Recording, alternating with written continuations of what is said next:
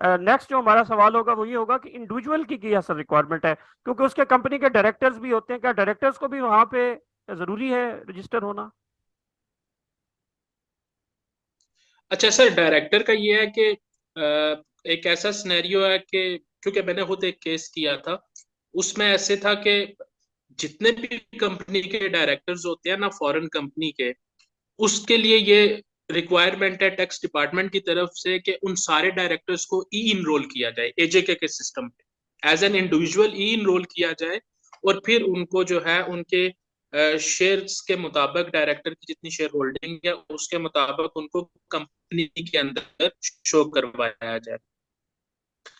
तो branch office के लिए एक जो मैंने केस किया था उसमें एक ऐसा भी था, फ्लेक्सिबिलिटी थी।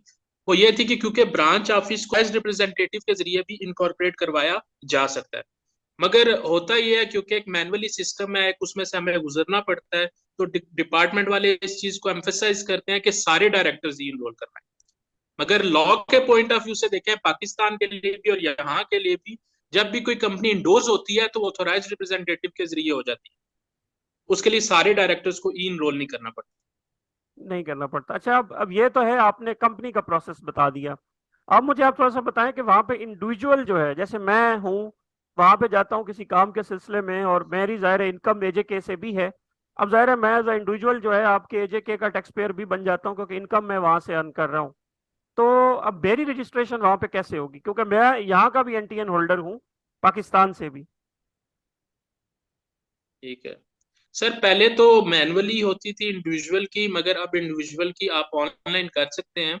जिस तरह एफबीआर में ऑनलाइन है सारा, आयरस के जरिए आप जाते हैं और न्यू रजिस्ट्रेशन करते हैं, इस तरह यहाँ पे भी एजेके में भी सिस्टम आ गया।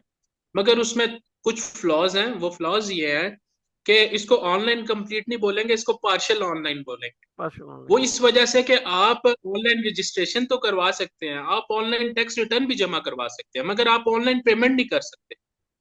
फिर अगर आपको फाइलर बनना है, अर्जेंट फाइलर बनना है, या आपने एटीएल पे आना है, तो उसके लिए भी फिर आपको 8 दिन 10 दिन लग जाते हैं। आपने पहले रिटर्न्स देनी है, एनटीएन बनाना है, वो तो ऑनलाइन हो गया, मगर उसके बाद आपको मैनुअली चालान जमा करवा के रेलिवेंट सर्कल से मार्क करवा के तो आपने एटीएल में आना होता है। तो ये फ्लॉज भी साथ साथ हैं। तो होपफुली वक्त के साथ साथ शायद ये और हो जाए और क्लियर। और थोड़ा सा आप मुझे बताएंगे डॉक्यूमेंट्स की क्या मेनली रिक्वायरमेंट होती है इंडिविजुअल की? सर, इंडिविजुअल की जो बिजनेस है, बिजनेस के लिए ईमेल, उनका उनका फोन नंबर जिस तरह वहां पे है, और हाँ। जो डॉक्यूमेंट्स उनके चाहिए होते हैं उनका एग्रीमेंट, रेंट एग्रीमेंट और इलेक्ट्रिसिटी बिल। बाकी सारी उनकी बिजनेस इंफॉर्मेशन उनकी आती है, रिकॉर्ड होती है।